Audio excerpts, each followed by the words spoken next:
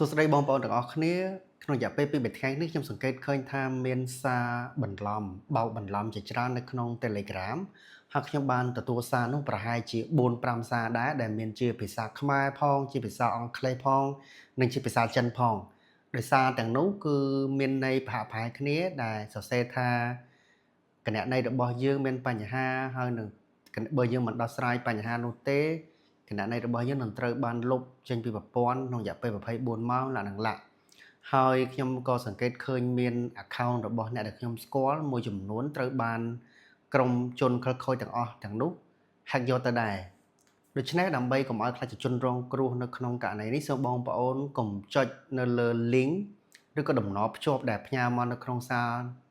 ទាំងនោះឲ្យសោះឬក៏កុំធ្វើសកម្មភាពណាមួយ